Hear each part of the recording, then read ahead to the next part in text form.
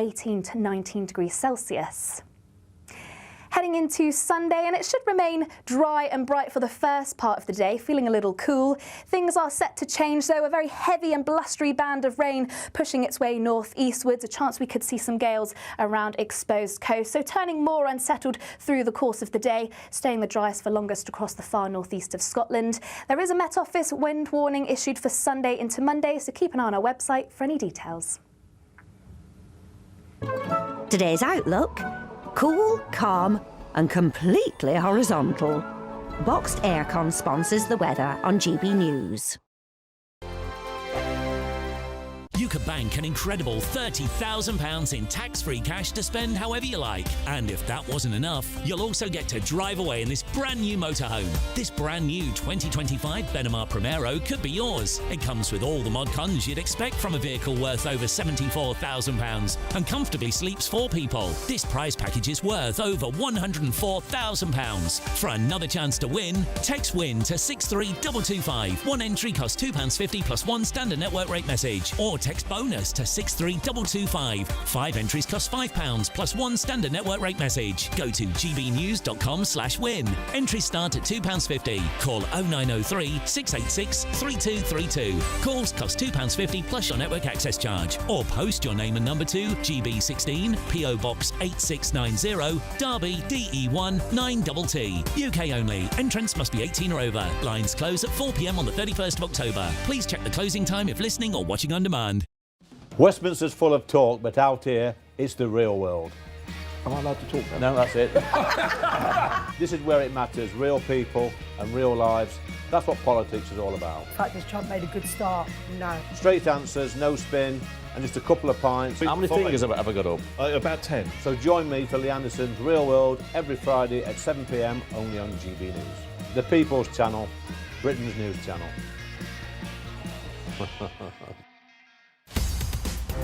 In the GB newsroom, we bring you the news as it happens. With our team of dedicated journalists across the UK. We're ready to keep you up to date with what's happening every half an hour, every single day. Bulletins here on GB News. The People's Channel. Britain's news channel. Hi, I'm Michelle Dewberry, and my show is your opportunity to cut through all the noise and dive in headfirst to some robust debates. Ideas clash. Situation, isn't it? Because the failure is... You're deliberately avoiding my point. Nothing's held back. And if you think this is the end of it, wait for more. And we do not shy away from the difficult stuff. Sometimes I want to shake people and say, if only you understood. So join me on Jubes & Co. weeknights at 6 p.m. only on GB News, Britain's news channel. Miriam, you can't be serious. Scrapping the triple lock on state pensions? Madness. Andrew, we just can't carry on pretending. The numbers just don't add up. We've got to be honest with people. We've got to face the facts. That's what people want. Well, that's what you get on GB News and on Britain's newsroom. Lively debates, lively conversation. Britain deserves a newsroom that puts the facts and your voice first, and we're not afraid to hold power to account. And each other. So join me, Andrew Pearce. And me, Miriam Gates, for Britain's Newsroom, weekdays from 9:30 on GB News. The People's Channel, Britain's news channel.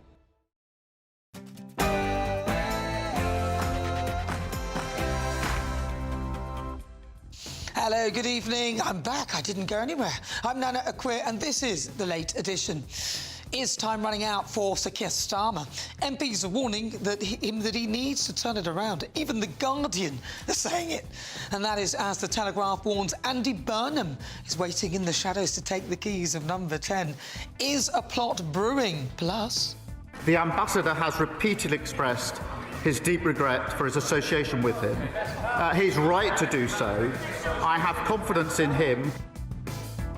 Mandelson's revenge. Could the embattled ambassador play a role in trying to topple the Prime Minister as he throws Starmer under the bus?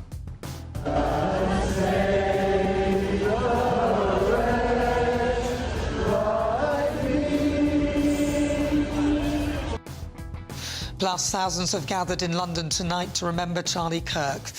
The day his suspected killer is caught in the US. But the hashtag Be Kind Brigade have shown their true colours. We got Charlie in the neck. We got Charlie in the neck.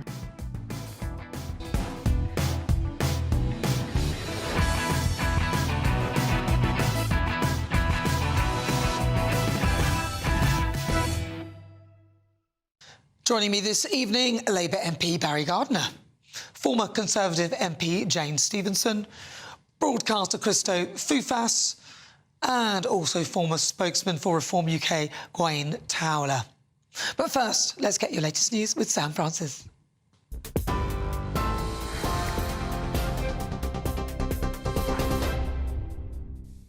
Very good evening to you. 11 o'clock, the top story tonight. New details about the man accused of killing political activist Charlie Kirk. The suspect has now been named as 22-year-old Tyler Robinson. He was arrested after a two-day manhunt, accused of aggravated murder, firearms offences and obstruction of justice. Utah's Governor Spencer Cox announced the arrest after Robinson's father reportedly went to a church minister, who then tipped off police. We got him. Investigators discovered a bolt-action rifle wrapped in a dark-colored towel. Inscriptions that had been engraved on casings found with the rifle read, "Hey fascist!" !"Catch!" This is a very sad day for our country, a terrible day for the state of Utah, but I'm grateful that at this moment we have an opportunity to bring closure to this very dark chapter in our nation's history. Well, as we heard from Nana at the top of the show, vigils have since been held in London, where hundreds have gathered in Whitehall to remember Charlie Kirk. Tyler Robinson, the suspect, is now being held without bail in the US, and we now know he is due in court next Tuesday. Here, pressure is mounting on Downing Street after the sacking of Lord Peter Mandelson as Britain's ambassador to Washington. He was dismissed over his links to Jeffrey Epstein, links known at the time, but Number 10 says fresh evidence only emerged this week. It's the second ministerial crisis in just a few days for Labour after Angela Rayner's resignation. Opposition parties now demanding the release of vetting documents over the appointment of Mandelson. Foreign Secretary Yvette Cooper, though, has defended him being sacked. That decision has rightly been taken, and now our focus continues to be on the work that we will continue to do, not just with the US government, but with governments across the world, under the Prime Minister's strong leadership. And Yvette Cooper has also unveiled today 100 new sanctions on Russia's military and energy sectors. She made her first overseas visit to Kyiv as Foreign Secretary. Arriving in the Ukrainian capital, she met her counterpart and pledged the UK's unwavering support. Her visit comes just days after Russian drones strayed into Polish airspace during attacks on Ukraine. That triggered a NATO response. Those are the latest headlines, and that's it from me for this evening. Plenty more from us right here with Nana.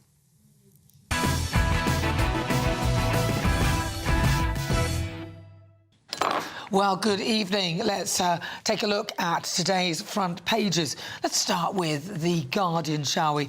The Guardian reads, "Time is running out, MPs warn Starmer," as it seems Andy Burton may well be waiting in the wings. In the Eye weekend, Labour super donor Lord Ali evicted family from a house, then hiked rent by £1,000 a month. That's right, against their renters' rights bill, isn't it? In the Mirror, it leads with "Got him." Of course, that's Charlie Kirk's murder suspect held after father turns him in. The Daily Telegraph, again, Burnham prepares to challenge Starmer. In the Times, Mandelson, Number 10, was told. Downing Street and the Foreign Office are aware of damning correspondence before Starmer backed US envoy. And in the Star, that leads with the Charlie Kirk story. Donald Trump's suspect might get the death penalty. Cop dad turns in Kirk sniper. In the Daily Mail, My Prison Nightmare by Boris Becker, the most haunting account of going to jail you will ever read. I used to love Boris Becker. I used to fancy him many years ago. Boom, boom, Becker. Well, I was definitely his type. I've realised it now, but I'm too old for him now. Then The Sun leads with Davina McCall. She's to get married. 2 marriages, a brain up and never again vow. But now to Venus to get married. In the Daily Express, crisis hit Prime Minister, failing to tackle growing challenges. This one is the thoughts of Kemi Badenoch, written by a person called Jonathan Walker. And then The Independent leads with "We have him." Trump hails FBI capture of suspected assassin. That's the manhunt for the shooter of the MAGA influencer Charlie Kirk. Ends with him being apprehended. 22-year-old Utah resident Tyler. Right, so, well, I just want to pick up on this story of The Guardian, because I cannot believe The Guardian is actually running this particular story, that time is running out. MPs warn Starmer. Barry Gardner, what's your thoughts on that one? Well, look, MPs are really concerned about the missteps that have been made at the top of the party over the past few weeks. They're not just... Not weeks, months. Yeah. No. Since day one, well, really. we can turn this into a pile-on, guys. We're just being truthful. Yeah, and I'm trying to recognise the reality that is there. Backbench MPs are really frustrated, and many of us are angry at the way in which the government has not managed to pull it together and get on with the job. So I understand why they're saying, look, this has got to happen. Do you think Starmer knows that he's in trouble? Well, do you think that I do think he it? reads the front pages, yes. No, but I know, but he's a very resilient man, shall we say. He's very good at, like, Teflon-like, shall we say. Do you think that he's actually starting to feel a chink in his armour? He's starting to recognise that things are as grim as they are? I think that he has made a mistake in that he has surrounded himself with people who are telling him what he wants to hear and who are perhaps shielding him from what he needs to hear. And that's always a bad move for a leader. A leader needs to surround himself with people who are able to criticise constructively, disagree. But criticise and disagree. And I think what we've seen with the cabinet that he appointed and that he's now rearranged,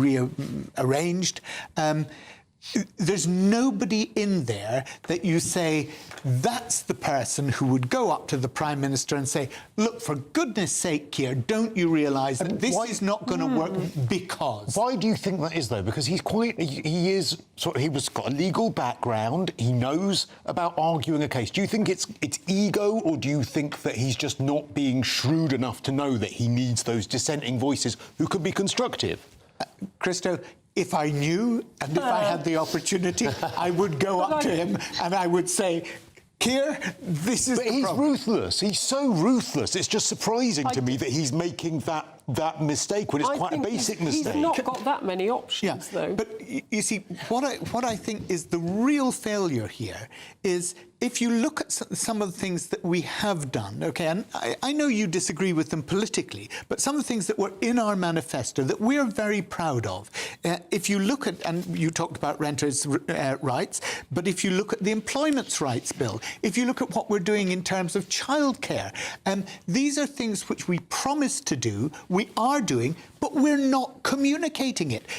You know, it's not a problem of communication, it's not just a question of Barry. communication. It isn't. Though it is true, they've had one or two things, I would say, on planning.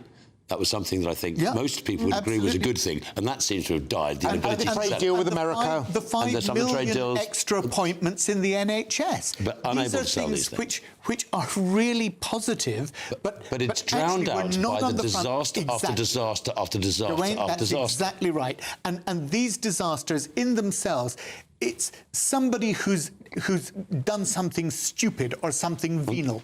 And you're talking about the backbenchers. You're talking about the backbenchers. One of the other things the backbenchers are looking at, they're looking down the barrel of a turquoise gun. They're looking at what is going to happen at the next election. Sounds so glamorous. And the fact that they are going to be... There are one-term MPs in many cases. And they don't like that. Well, what about... And they're getting very, very restive because they don't like that. Well, what about the front of the Daily Telegraph? Burnham prepares to challenge to Starmer, though. Now, I know Lizzie Cundy will be very pleased about that because she kind of likes Andy Burnham. But a lot of people like Andy Burnham. He seems to have his But I appeal. think the rumour on the front page is that Lucy Powell and he could swap jobs. So get Andy Burnham into Parliament. She becomes Mayor of Greater Manchester. And then there's a whole... I think she's one of the scandals. She's one of the missteps. And I actually can't believe that Lucy Powell is being taken seriously as a potential deputy leader when she was the one that did the dog whistle stuff when it came to the grooming games, which is absolutely awful. So she is the wrong answer Labour to said whatever... it had to be a woman and they had to be Northern because obviously that... But whatever question they're trying to answer, she is not the answer. But the problem isn't, I don't think, perhaps, you know, Keir Starmer is the problem, but I think the deeper-rooted problem here, and actually I'm not sure you're going to disagree with this, Barry, is a lack of ideological direction. I've no idea what Keir Starmer stands for. I've no idea what Labour stand for, and I think that that's what they need to get in order, rather than this constant reactionary politics they seem to have. They're reacting to reform, they're reacting to crises, rather than leading the agenda. I think that's a really perceptive comment, because I remember an occasion when Keir was interviewed, and he said, no, there is no such thing as Starmerism. He didn't want there to be a Starmerism, like there had been a Thatcherism or a Blairism. And so I think he finds he feels more comfortable in that sort of administrative role rather than setting out the vision. And what we need in the party is we need a leader who is going to lead, set out the vision and say, this is where I'm taking us and the country. But he never did that. He always sat on the fence. In the last Parliament, he sat on the fence until it was absolutely, absolutely necessary. And the Labour friends I have didn't get into politics to freeze old people. That one of the first decisions to remove window fuel allowance. The Lucy Powell thing, according to electoral calculus, she's toast as well. The idea Burnham can come in. Where is he going to fight this by-election to get into the House of Commons to challenge Keir Starmer? Where is there a safe seat today? Where? Actually, that's a really fair point. They put him in the laws. It's the same with Boris and the Tories, by the way. But, Gawain, I think that headline may be misleading because... It's in a newspaper. How can you possibly say such a thing? Yes, it's in the Daily Telegraph, and it says Burnham prepares challenge to Starmer. That doesn't necessarily mean that Burnham is challenging him personally to be the leader of the party. It simply says... Here, the challenge is coming from Burnham to get this sorted, and he's challenging him to get it right. Now, look, every Labour MP wants the government to get it right. It says Andy Burnham is laying the groundwork for a leadership bid amid growing speculation that Keir Starmer will not last in post, stay in post after the next election. So that sorry, your eyes are better. I couldn't read that so what you're saying is not quite right. It's no, specific certainly it's not what the Telegraph is saying. On the leadership. And just really quickly, this is such obvious stuff, and I think that's why, if I was a Labour voter, I would probably also burst into flames. But I would be so frustrated at the moment. It would be not now. But it would be so. I would be so frustrated because it's so easy to see when you're looking on. Like Nigel Farage, love him or loathe him, I know exactly what he thinks. I know exactly his ideological direction. So it is no surprise that he is getting the headlines and filling the void. And I don't know why the people around Keir Starmer can't see this. I don't know. It's very hard to know what Labour is for. Yeah. It is, therefore, because, I mean, he did The Island of Strangers, which I thought was a great speech, but it turned out that he hadn't read it before he backtracked. And then he didn't even write it, so he then backtracked and said, I wish I hadn't said that. But his judgment is that we've finally you stand for something and then you say, well, actually, sorry, I don't. But I didn't even read it, I didn't write it. But I think this connects into the Times front page that we were talking about it earlier. The Foreign Office sent the details of Peter Mandelson's emails to the Prime Minister on Tuesday. Says they sent it to number 10. Well, you're not going to not pass it on before Prime Minister's questions. Sorry, boss. These emails... No, it's not for you. I'll keep it. No. That is the critical question here. Yeah. That is the critical question. If that's right, if that was passed to number 10, The key question is, did people in number 10 keep it from Keir Starmer, But why or would did they he keep know? it from him? Why would they let him stand up? There's, again, his judgment. Why are people around him not savvy enough This to is know the they're protecting him about from to bad news send stuff. him? They told him he knows. If you're saying that they protected him from bad news to that extent, But they let him stand up and defend Peter Mandelson. I cannot believe that. And if No, somebody I can't. suddenly were announced that they did withhold those emails from Starmer and they're going to resign, I suspect that's a full guy getting a nice job in the future. Maybe somebody's... Maybe But also maybe they're trying to actually get rid of him in terms of leader and... But it's a wider issue. If they didn't tell him, it's an issue of the lack of respect and the lack of allies he has, which is a problem in itself. And if they did tell him, then he's not honest. So either way, it's bad. It's bad. It all looks bad. All of it is bad. It's bad. It's bad. Is it, Nana? It's bad. It's bad. It's bad. You know what? Bad. Not as bad as that. Why did he even take on Lord Mandelson? And Lord Alley's in just trouble. Just seems mad to see Lord Alley's in trouble. But coming up... Advocates taking an active interest in politics, and I'm going to live more so than I even did before by the values that Charlie has told people to live by. So that's his legacy that he's leaving behind. Thousands gather to pay tribute to Charlie Kirk. We'll be looking at that next. This is Patrick Christys Tonight, late edition.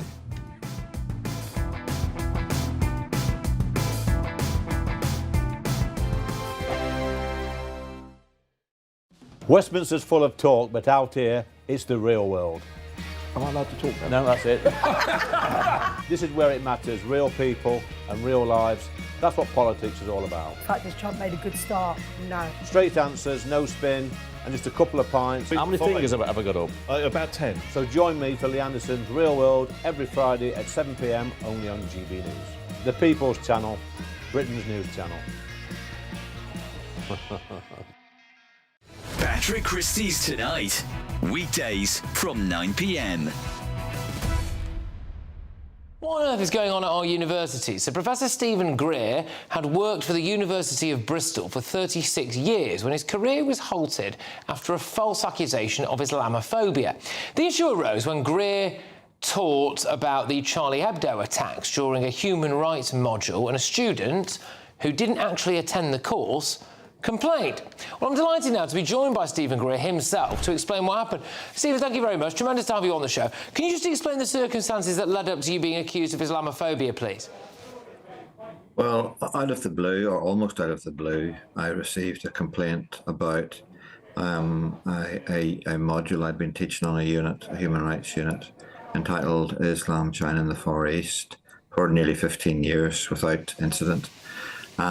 Which included the increasing critical literature about human rights issues in Islam, China, and the Far East. And my principally, as I said, the principal complaint, it did include a complaint about Charlie Hebdo, but the principal complaint was about the fact that I had referred students to the authoritative academic literature. And the student who complained was the president of BRISOC, the University of Bristol Islamic Society, who was a medical student who'd not attended any of the course himself, and he claimed to be acting on behalf of anonymous students. And there were all kinds of other procedural irregularities in the complaint, but the university decided to entertain it anyway. Okay. And I was exonerated after a 5-month inquiry. Then the university said, well, they were publicly announced. They took the module off the syllabus. GB News, the People's Channel. You want to know what's really going on in the corridors of power? Labour don't know what to do with you half the time, and that makes you quite lethal in the chamber. Get behind the headlines with Chopper's Political Podcast. Join me, Christopher Hope, as I sit down with the great and the good of British politics. We'll see where this ruling takes us. These are the stories shaping our nation. Chopper's Political Podcast, available now on all platforms. Listen in and stay ahead.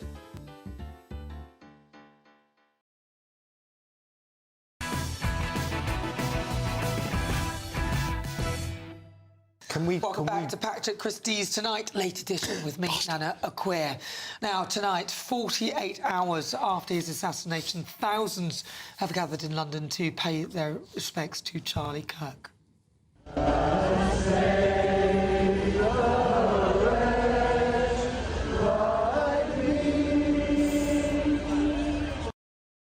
The event was organised by Turning Point UK, drawing a mostly young crowd standing quietly beneath the junk Union Jack. Earlier this evening, GB News spoke to attendees about why they're paying tribute to Kirk. Absolutely right. He was just getting there with everything. He was getting through to these young people, this lost generation of people that have been indoctrinated by an ideology that does not support Western values. He represented everything that universities should be about: free speech, open debate, and the way that he was just gunned down in front of his wife and children is just absolutely shocking, and it's just beyond words. It's horrible. I can't think of somebody that was more influential in bringing freedom of speech to universities at a time when, you know, this kind of corrupt cancel culture is silencing so many young people. Right, well, joining us now from Washington, D.C. is GB News presenter Ben Leo. Ben Leo, welcome to the programme. Really good to talk to you again. So, people in this country are, you know, paying tribute to Charlie Kirk. Is that what's happening there in America as well? Hi Nana, good evening viewers. Yeah, there's been vigils all across the United States over the past 48 hours. There was one here on Capitol Hill just last night at the church, people laying wreaths and candles. And actually just looking at those images in the UK, Nana, it was great to see because it just proves its testament to Charlie Kirk's stature. Lots of people in the UK, not least the likes of former Sky News presenter Adam Bolton, who I've already half laid into earlier tonight. I won't repeat myself, but people like him saying, well, nobody knows who Charlie Kirk is. Who cares about Charlie Kirk? Why is everybody reporting on it so much in such deep coverage? Well, it just goes to show that in the UK, he's affected and changed the lives and maybe even changed the thoughts of many thousands of people. So it's great to see that. In terms of the United States here, it's a nation in mourning, but it's also a nation divided, Nana. There has been some pretty interesting comments from President Donald Trump in the last couple of hours or so. Actually, I think they came from his appearance on Fox News a bit earlier today, where he declined to call for the US to come together as a way of fixing divisions. Let me just read you the direct quote. He was asked by a presenter, how do we fix this country, President Trump? How do we come back together after the slaying of Charlie Kirk? President Trump said, I'll tell you something that's going to get me into trouble, but I couldn't care less. The radicals on the right are radical because they don't want to see crime. The radicals on the left are radical because they are the problem. They're vicious and horrible and politically savvy. They want men in women's sports, said President Trump. They want transgender for everyone. They want open borders. They are the worst thing that could have happened to this country. So, I mean, it'd be great to get your panel's thoughts tonight, Nana, on those kind of comments. Is that right for President Trump to speak like that? I guess you give him credit for being honest, at least. And the other debate here, Nana, as well, is the human aspect of the father of Tyler Robinson, the 22-year-old who killed Charlie Kirk. In all this, we're forgetting that he was the person to hand him in, and he was literally, probably quite likely, handing his son over for a death sentence. I've been asking people in Washington today, could you as a father, could you as a mother, Nana, hand your own child in for a likely death sentence? It's an interesting conversation. Could you, Ben? I mean, if it was one of your children, what do you have a thought on it? Goodness me, I think you'd have to, wouldn't you? I mean, the love for a child is like no other. It's indescribable, the love you have for a child, but also you have a responsibility as a wider human being. You cannot harbour somebody who did something as callous as Tyler Robinson. So it took a lot of courage for the father to do that. He literally handed his son over to the state. The firing squad is an option for the death penalty in Utah, and Tyler Robinson will appear in court on Tuesday. He'll have a trial, I suspect, if he pleads not guilty. But the firing squad is an option. He'll be in court on Tuesday, where he'll appear by video link, and Charlie Kirk's funeral will maybe take place next weekend after President Trump's visit to the United Kingdom. Donald Trump saying that he feels obligated to go. Such a tragic loss of life. Thank you very much, Ben Leo. Really good to talk to you. That's Ben Leo. He's out there in Washington, D.C. He posed a very good question, actually. I mean, first of all, is it right for Donald Trump to be saying what he said? I mean, I don't have the exact quote, but we'll find the quote for you. But what he was basically saying, that blaming the left And given his position as President of the United States, was that a wise way to go on? Well, I think that is Trump, isn't it? That's what his base wants. It's what he is known for. I don't think that now is going to be a time where he reins it in. And from what I could hear, I think he was sort of saying, look, this has been driven, this whole sort of discourse is being driven by the left wanting things like men and women's sports, things like, those things that people won't tolerate anymore, and that is what is driving this division. I think that's sort of paraphrasing what he's saying. In saying what he said, he's not trying to heal that division. He's actually driving a further way. I would agree, and it is something I should say about Trump. He said at the beginning, people aren't going to like this, because the pat response to every ghastly situation is, we must heal, we must heal, we must heal. And it never does. And he turns around and says, no, actually, we must cut the cancer out. Now, that is very unusual for a senior politician, because we're so used to the only thing politicians ever say is build bridges, build bridges. Hopes and prayers. And so hashtag thoughts all and this prayers stuff. And all of that stuff. And Trump is saying, actually, no. In order to defeat this and stop this, we have to cut the cancer out. And that is very, very unusual for a politician, and it's not something any of us are used to. Is it? I don't know if he's right. I'm not saying he's right, but that's his approach. My problem with it is there have been attacks on both politicians of both sides in the US, violent attacks and assassination attempts. And for that reason, I think it's not the most helpful thing. I'm not saying it's helpful, but I think that's what he's doing. Well, I think the difference I would have with what you're saying, Gawain, is that I think the cancer is the increasing polarisation and the increasing desire of everybody to say, I'm right and you're wrong. And I'm moral and you're not. Yeah, exactly. And it's the vilification of anyone who disagrees with you. And what he's doing is he's deepening that divide. So it's not cutting the cancer out, it's actually perpetuating the problem. What we need is a president who's going to stand up and say, you know what? We've just got to stop throwing rocks at each other and thinking that because you disagree with me, you're automatically a bad person. Let's try and have a leader. I fear that's Power's hopes. And also, that hasn't worked. And is it part of it as well that the left, I hate using the term the left and the right, to be honest, but the left in this case, they are trying to change the status quo. They're trying to say, well, actually, look, we want rights for men who consider themselves to be women. That's different to what is the norm at the moment. And so I suppose it's a reaction as well to that progressive way of thinking, right? And maybe that's... But the vitriol that you would have to build up and what he wrote on the bullets and, that sort of... It's an anti-fascist kind of, the Bella Ciao thing. It's an anti-Nazi, anti-fascist song it's been adopted as. And you just... Clearly, the demonisation that this young man has...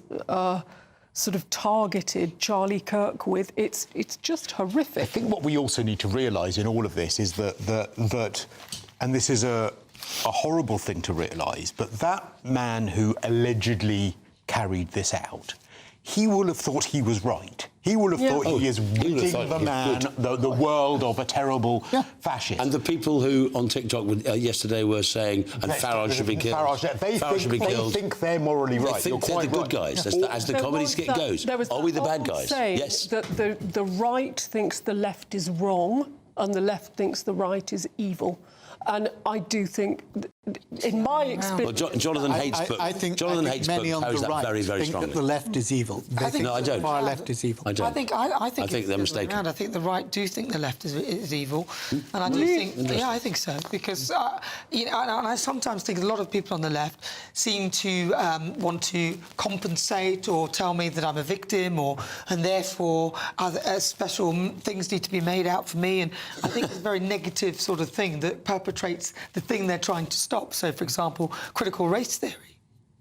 I'm a victim. I have to accept I'm a victim, and you are the perpetrators of that behaviour. Every single day. And that is the whole notion of it. DEI, you are a victim because you fit into this category. We have come up with this wonderful way to modify things to make things easier for you. It's actually very patronising, but they think they're right in what they're saying, and you cannot challenge that. I have to succumb to the notion that I'm a victim, and the left are telling me this. And if I say, no, I'm not a victim, they say, no, you are. And you just... you're so indoctrinated. Your victimhood is so deeply ingrained, you don't recognise You're it. indoctrinated, and then if I don't go along with it, you're an Uncle Tom, you're a coconut, you're this, you're that. You should be doing this for a black woman. You should be saying that. And that is what I get from the left, telling me how I should behave. And that, apparently, to them isn't racism. That is the epitome of racism.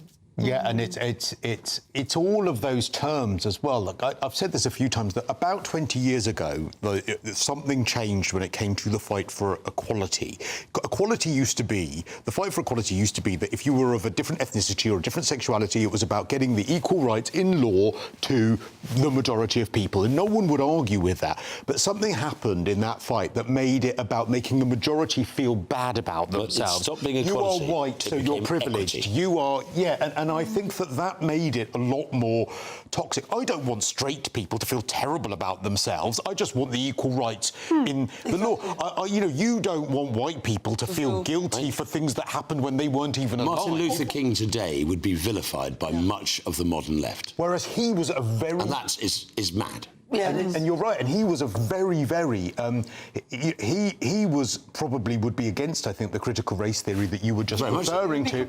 And about these microaggressions as well, which is another really big thing. The term microaggression is the term aggression is you immediately assume guilt of the person that's made a mistake when they perhaps would use some racially insensitive language or something like that, and that's so harmful. We used to presume that people were good. And the other thing is the silence is violence thing. If you are not out and strongly in my favour, you are against me. You're complicit. You are complicit in... You are bad if you do not scream on my side of the table.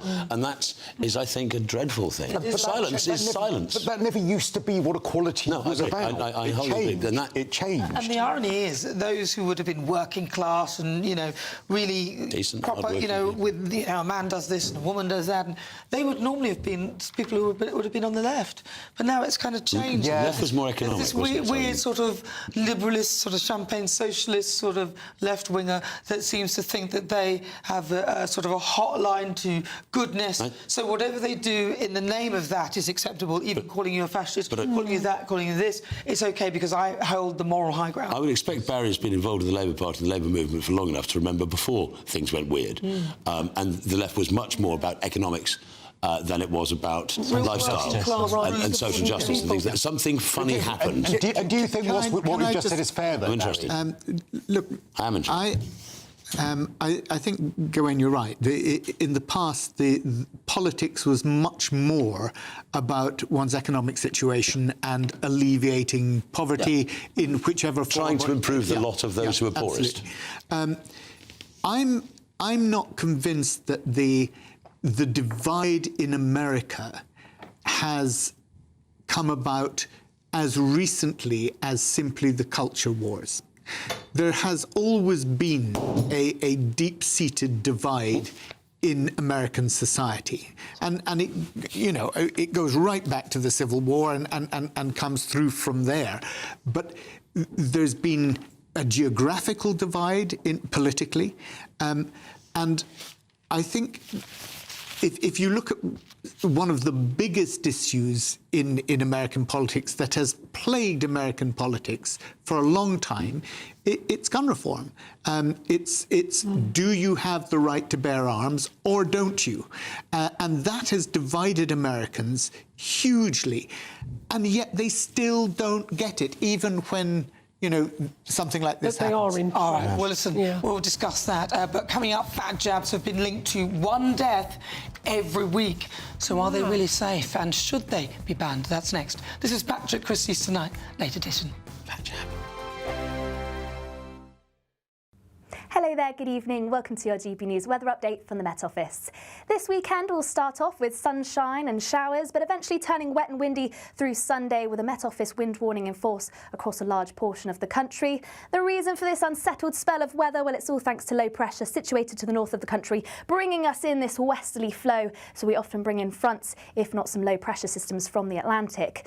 Now through into this evening, we will see showers continuing for a time, if not some quite heavy showery outbreaks starting to push into southern Scotland, northern parts of England, some quite heavy downpours associated with this and also some strong gusty winds. Fair amount of cloud around, so temperatures aren't dropping too low, lows reaching around 8 to 9 degrees Celsius. To start off the weekend then, there is going to be plenty of showers, particularly across Scotland through the early hours. This heavy band of showers eventually clearing its way northeastwards, quite breezy at times and still some isolated showers around western coasts. A fairly cloudy start to the day across Northern Ireland, some heavy showers just pushing into western coasts. And elsewhere across England and Wales, a mixture of showers and also some sunny spells. And that's pretty much the theme for the rest of the day. Now most showers are going to be pushing into western areas. Some of these could be heavy at times with some hail and thunder. There should also be some brighter spells though, central parts of England, parts of the east and southeast, but it's still worth keeping your rain jacket close, a risk of showers here too. Temperatures around about average for this time of year, highs reaching around 18 to 19 degrees Celsius. Heading into Sunday, and it should remain dry and bright for the first part of the day, feeling a little cool. Things are set to change though, a very heavy and blustery band of rain pushing its way northeastwards, a chance we could see some gales around exposed coast, so turning more unsettled through the course of the day, staying the driest for longest across the far northeast of Scotland. There is a Met Office wind warning issued for Sunday into Monday, so keep an eye on our website for any details. Mornings don't have to be tiresome, especially if you have the right company. Wake up to news as it happens, opinion and debate, and of course, a little bit of entertainment too. Because when the kettle's on, we're on. That's Breakfast on GB News, a show worth waking up for. Every morning from 6 a.m. Only on the People's Channel, Britain's news channel. We'll spread the news, you spread the word. Hi, I'm Michelle Dewberry, and my show is your opportunity to cut through all the noise and dive in headfirst to some robust debates. Ideas clash. Situation, because the failure is you're deliberately avoiding my point. Nothing's held back. And if you think this is the end of it, wait for more. And we do not shy away from the difficult stuff. Sometimes I want to shake people and say, if only you understood. So join me on Jubes and Kerr weeknights at 6 p.m. only on GB News, Britain's news channel.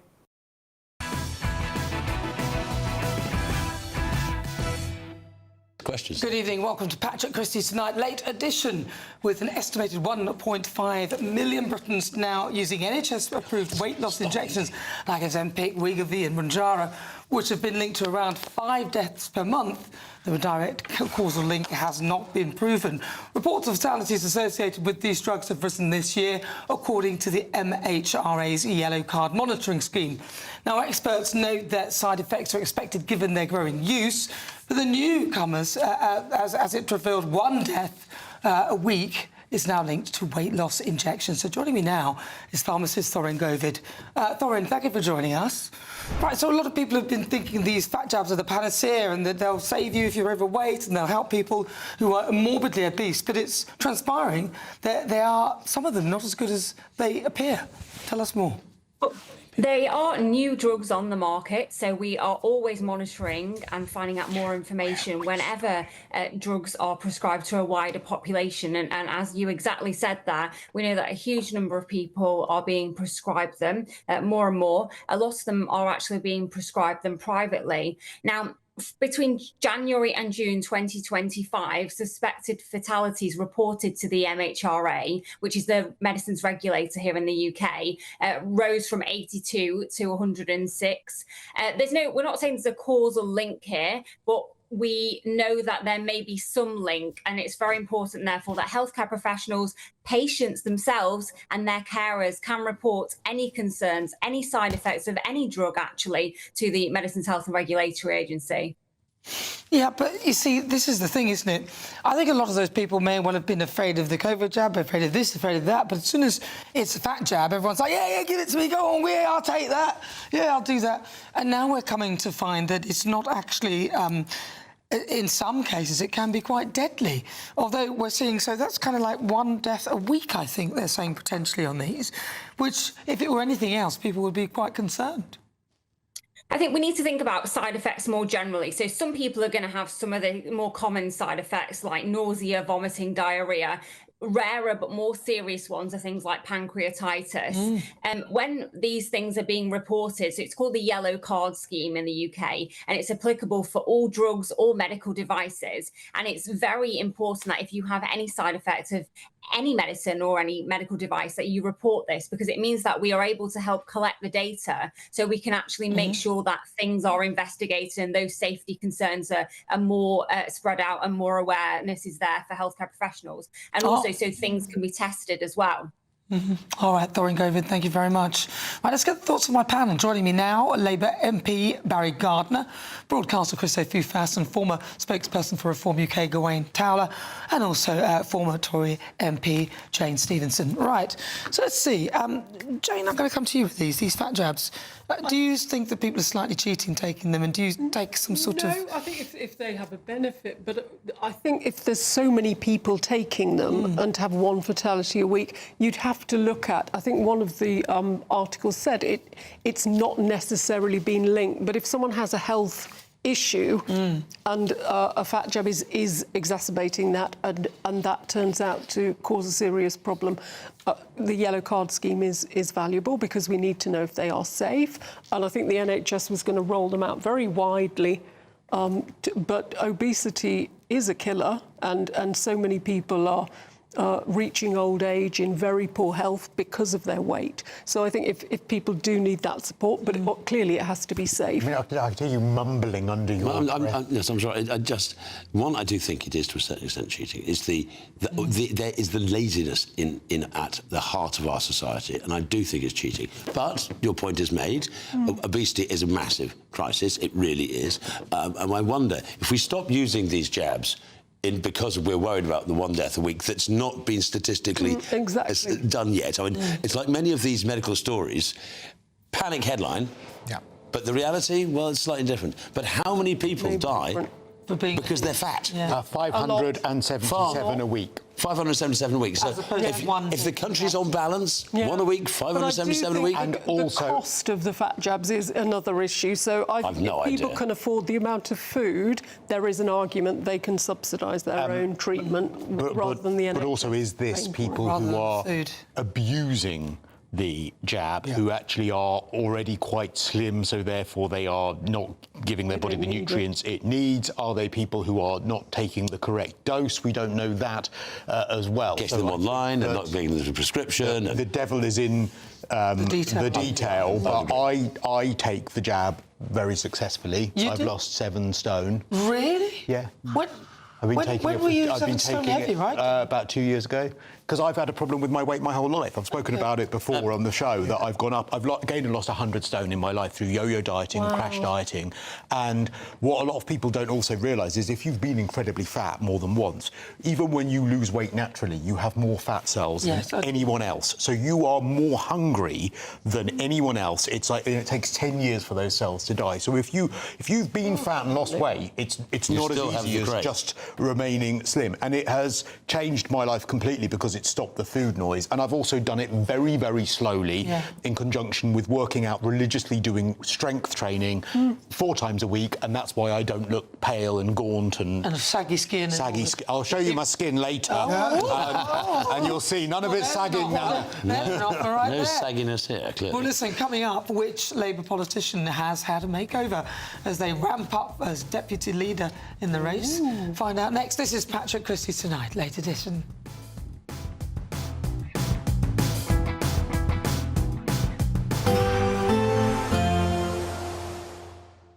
I forecast a perfect holiday in the sun. Weather looking good then? For sure, and no worries about our travel insurance. All Clear Travel Insurance sponsors GB News Travel Destinations Forecast. It's a mostly settled picture across much of Europe. Occasional sunshine in places, otherwise lots of sunshine. And that's the story across Spain and Portugal. Mostly settled here, plenty of sunny spells, though we could see some showers affecting Barcelona, also parts of Nice. But elsewhere across Italy, the Adriatic coastline, all the way through into Greece, it should be mostly dry, settled, plenty of sunshine. And that theme will continue as we head into next week, along with the warm temperatures. Bye-bye. All Clear Travel Insurance sponsors GB News Travel Destinations Forecast. In the GB newsroom, we bring you the news as it happens. With our team of dedicated journalists across the UK, we're ready to keep you up to date with what's happening every half an hour, every single day. Bulletins here on GB News, the People's Channel, Britain's news channel. Westminster's full of talk, but out here, it's the real world. Am I allowed to talk now? No, that's it. This is where it matters, real people and real lives. That's what politics is all about. In fact, has Trump made a good start? No. Straight answers, no spin, and just a couple of pints. How many fingers have I got up? About 10. So join me for Lee Anderson's Real World every Friday at 7 p.m, only on GB News. The People's Channel, Britain's news channel. You want to know what's really going on in the corridors of power? Labour don't know what to do with you half the time, and that makes you quite lethal in the chamber. Get behind the headlines with Chopper's political podcast. Join me, Christopher Hope, as I sit down with the great and the good of British politics. We'll see where this ruling takes us. These are the stories shaping our nation. Chopper's political podcast, available now on all platforms. Listen in and stay ahead. From the school run to the home run, watch a new show for all of Britain. He can say whatever he wants. A straight talking show where all voices are heard. And, you know, when are we going to stop talking about smashing the gangs and actually do it? With the stories that matter from every part of our country. There's a bit of a crash landing there for your Chancellor. Bold, fearless and standing up for you. That's me, Martin Daubney, 3 p.m. till 6 p.m, weekdays, here only on GB News. The People's Channel, Britain's news channel. Hi, I'm Michelle Dewberry, and my show is your opportunity to cut through all the noise and dive in headfirst to some robust debates. Ideas clash. Situation, isn't it? No, because you're deliberately avoiding my point. Nothing's held back. And if you think this is the end of it, wait for more. And we do not shy away from the difficult stuff. Sometimes I want to shake people and say, if only you understood. So join me on Jubes and Kerr weeknights at 6 p.m, only on GB News, Britain's news channel. Westminster, the ultimate clique. And you're fighting like rats in a sack. But here on the Camilla Tominey Show, we ask the questions the establishment media is too scared to ask. OK, let me ask you a straight question, because I know you're a straight-talking politician. Whether it's net zero, illegal immigration or law and order, nothing is off limits. You had the power then. Yeah, as I and now you've lost it. That's the Camilla Tominey Show, a politics show that's fearless. But no, let me finish my question if you don't mind, because it is my show. Sundays at 9:30, only on GB News, the People's Channel, Britain's news channel.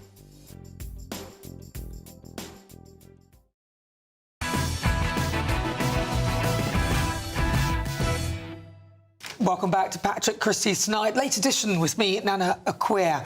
Right, let's take a look at the front cover of the Times. Bridget Phillipson, that politician I was talking about, she has had a makeover. She looks quite good there. I don't actually recognise her, the way they've done her up. But she goes on about being poor and working class, but she defied the odds. But, Christo, was she really poor and working class? I mean, wasn't her father the MP for the area where she now lives? And also then she went from going to, you know, Oxford and then worked for her mother's charity and then went straight into politics. Yeah. So I don't think it's much of a sort of working class. And I also sort of I'm so sick of this sort of, you know, oh, look, I'm working class and, you know, let's continue to say all this complete nonsense. You're not working class. Your dad was an MP. Well, it's kind of true, isn't it? I mean, she might have had sort of working class background, as in like Keir Starmer, whose dad was the son of a toolmaker. I think she has a northern accent. I will give her that. But I think her war on schools is what bothers me more, because to Labour, every independent school is Eton, which clearly it isn't. I used to teach in small private schools, and I think she has this kind of chip on her shoulder. She said, I had to learn in a porter cabin. I used to teach in a garden shed with a piano in it. It literally, this is a private school. Not all independent schools are Eton. Barry? No. Yes, I didn't go to Eton. I think it's clearly been a very successful makeover. I think she looks fantastic. So, hats off to her. But I think the deputy leadership has got to be more than a parading of your background and credentials. It's got to be about what you can do. It's about how you can make sure that the leadership is listening to the party. Who do you think it should be? No, I was going to say, are you declaring? No, I'm. In fact, I would have voted. I would have voted for one of the candidates who dropped out. Which one? Paula Barker. Okay. Who spoke brilliantly at the hustings the other night. And who will you vote for now? And in fact, the nomination that I gave was for Bel Ribeiro Addy, because I wanted somebody who was upfront about saying the leadership need to listen more. But she was also very much on the left of the party, wasn't she? Yeah, she is. Yeah. So does that reflect where you would like the deputy leadership to be then? No. I want somebody, as I say, for me, the issue is connecting the party with the leadership, and that means not just backbench Labour MPs, it means the rank and file members. So who will you vote for? Bridget Phillipson, who would you vote for out of the two that are there now? Tough one. I haven't made my mind up yet, and I'll wait to see what their offer is and how much they fill the tick box that I've just Bridget set out. Phillips is a hypocrite, because you remember that thing she said, our state schools need teachers more than private schools need, and boss states to me, our children need mental health support more than private schools need new pools, our students need careers advice more than private schools need AstroTurf. Well, it does turn out that Bridget Phillipson did actually play hockey at a private school on a private school pitch on AstroTurf. Yeah, but there are fewer teachers now than when Labour came in, so that's clearly not very well. They've dropped that pledge about all the teachers the private school closures are going to pay for. Sorry, are you saying that she's a hypocrite because she played hockey, presumably not for that school, but for another school, and the match was Let's quickly jump into Davina McCall before we get to this.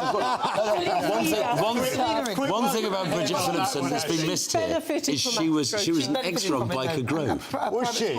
Come on, there's one thing about Bridget Phillipson that's important. She was an extra on Biker Grove, so she probably knows Anton Quickly, can we go to Davina McCall now, because it's lovely. I'd love to go to Davina McCall. Quickly, you've got 10 seconds. For the Labour leadership. Davina McCall, she's been to hell and back with her brain surgery. Yeah. And the great thing that I learned on Women's Hour today was that she can now wink now that she's had that cyst removed. Make the girls wink. I'm sure we all wish her well. We do wish her well. We do wish her well. She's going to get... Thank you so much to my amazing panel. Thank you very much, Barry Gardner, Jane Stevenson, Christo Fufas and Gwaine Towler. Also, thank you to you for your company. I've been Nana Aquia. I'm actually back tomorrow at 3 o'clock. Enjoy, and I'll see you soon.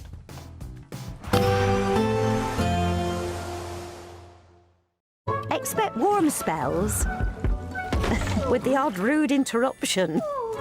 Boxed Boiler sponsors the weather on GB News. Hello there, good evening. Welcome to your GB News weather update from the Met Office. This weekend will start off with sunshine and showers, but eventually turning wet and windy through Sunday with a Met Office wind warning in force across a large portion of the country. The reason for this unsettled spell of weather, well, it's all thanks to low pressure situated to the north of the country, bringing us in this westerly flow. So we often bring in fronts, if not some low pressure systems from the Atlantic. Now through into this evening, we will see showers continuing for a time, if not some quite heavy showery outbreaks starting to push into southern Scotland, northern parts of England.